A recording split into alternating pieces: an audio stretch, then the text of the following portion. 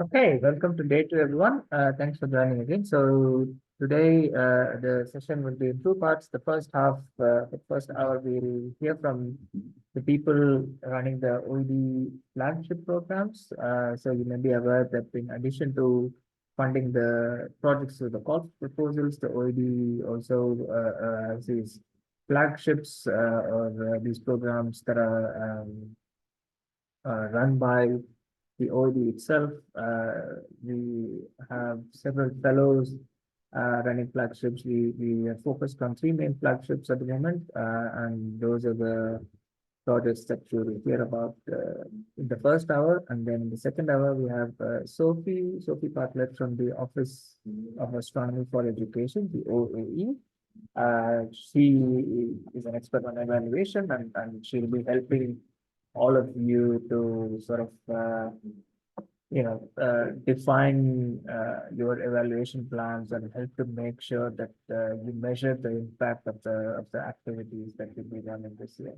So with that, I ask Sam and Joy to kick off with their presentation on flagship one. Hi, can you hear me? Yeah. Okay, I will share my screen and then make it full screen.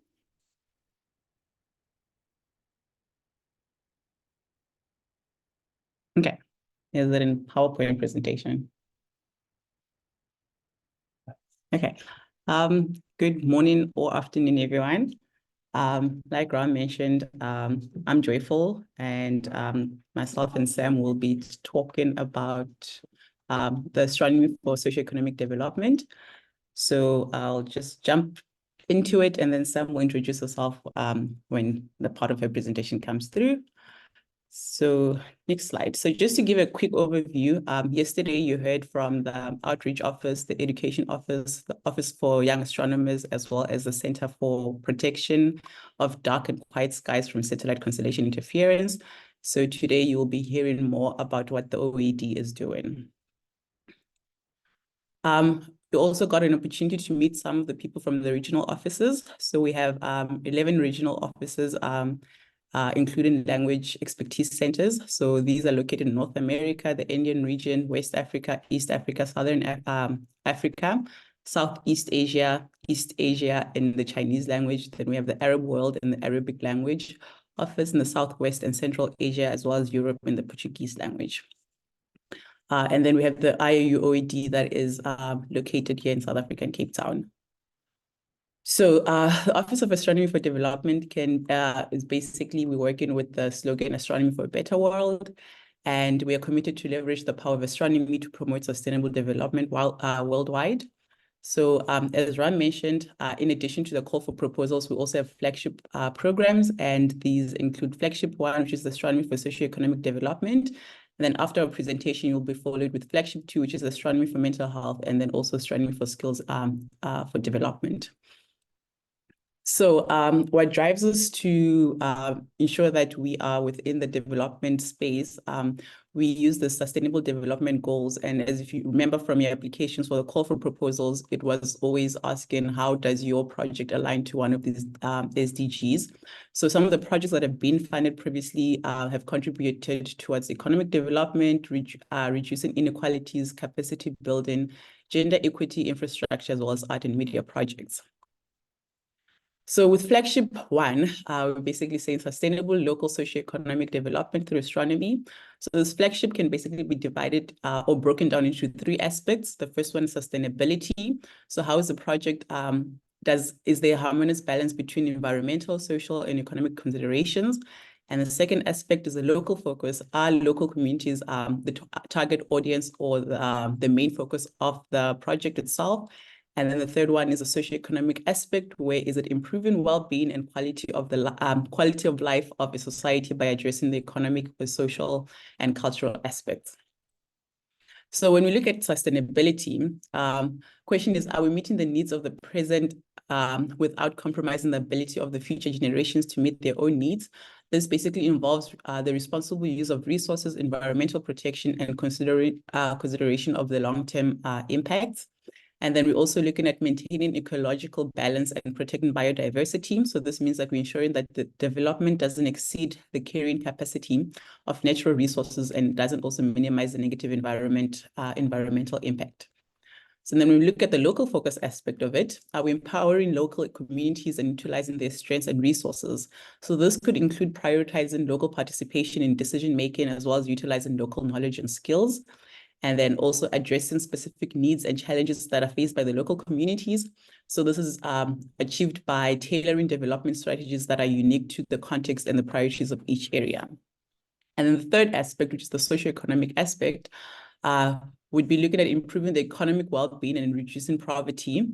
This involves creating decent jobs, promoting equitable income distribution, and also supporting local businesses, as well as enhancing social well-being and quality of life. This includes improving the access to basic needs like education, healthcare, housing, fostering inclusivity, and social justice.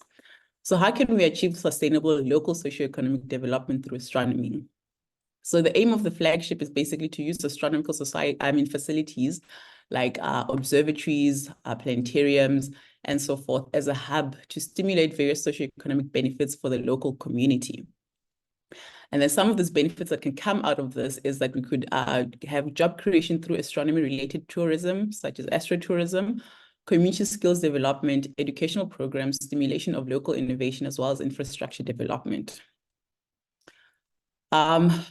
Okay, so some of the projects that have been funded by the OAD include workshops for tribal students that was done in India. Then we also have inclusive astronomy in Guatemala. Then we've also got astrotourism for nomadic herders in Mongolia. And then also some projects in Indonesia. And then also we had some in Malaysia, as well as guide training for tribal students in India, and then bringing astronomy to rural communities that was done in Colombia. Then there's also other projects that were funded in Nigeria, as well as in the Caribbean. Also, there was one that was done in the Southwest Asia, which covers Armenia, Georgia, Iran, Israel, Turkey, and United Arab Emirates. And then we also have some more projects in Colombia as well as in India. So now at the OAD, we focus on one specific thing, which is the astrotourism, and Sam will take over here and tell you all about it. Thank you, Joyful. Should I stop sharing or continue here, Sam? Could you share, and then I'll just tell you when to move on to the next. Okay. Okay. Thank you, Joyful. So I've been working with the OAD and with Joyful to create resources to try and help socioeconomic development in rural areas, specifically through astrotourism. So we have 3 target groups for the resources. One is individuals who live in rural communities, one is existing tourism businesses, and the other is communities that are located around observatories, planetaria, or other such facilities. Next slide. So the approach for these resources was to kind of lower the barrier to entry into astrotourism by expanding it to something called night sky tourism. So night sky tourism is it's just a form of tourism that includes presence under or contemplation of the night sky.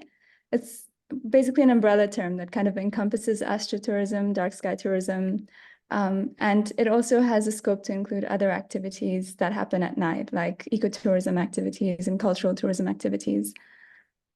Next slide. So the resource for the first target group, which was inhabitants of rural areas, is the Night Sky Tourism Quick Start Guide. So this is just kind of a very quick, short guide that goes over choosing an activity to implement, creating cultural immersion around that activity through astronomy and also through other cultural touch points. And then just a basic crash course in like the logistics of pricing, marketing, and how to make the experience sustainable ecologically. Next slide. There's also a workbook that goes along with this resource. It's basically an extended format of the Quick Start Guide where people can just spend time answering the questions and really flesh out the details of the experience and hopefully come up with something that's easy to implement at the end of it. Next slide. The resource for the second target group for the tourism businesses is the Night Sky Tourism for existing tourism businesses. And since businesses are already quite logistically competent. This really focuses on kind of creating a thematically consistent experience after analyzing the conditions around in the area, like light pollution and weather and all these things that would potentially impact an astrotourism or a night sky tourism activity. And it also includes ways to incorporate local culture, local heritage, and the ecology around it. This one is currently under review, but it's going to be available on the website pretty soon. Next slide.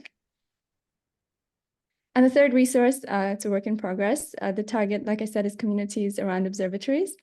And the idea is to basically identify gaps in time for when people visit the observatories and use these gaps for activities that are carried out by communities. So these could be during the day or at night, but they're basically activities that complement what's going on in the observatory and hopefully generate revenue that benefits the communities that live there.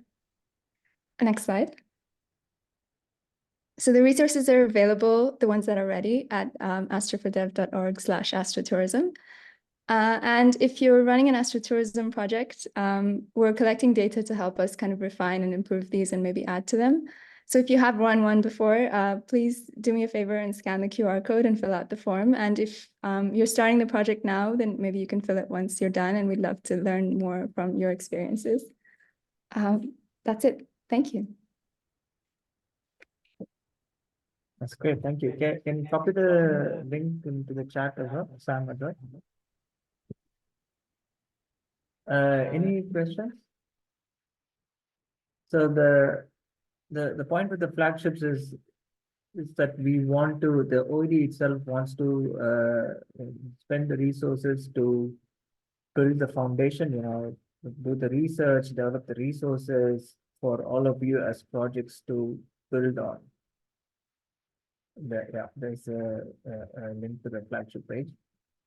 So I know some of your projects fall under flagship 1, which is related to astrotourism, and if you ever need support, if you're looking for resources, if you're looking for something specific, just drop us an email, and the email address as well, please. Thanks.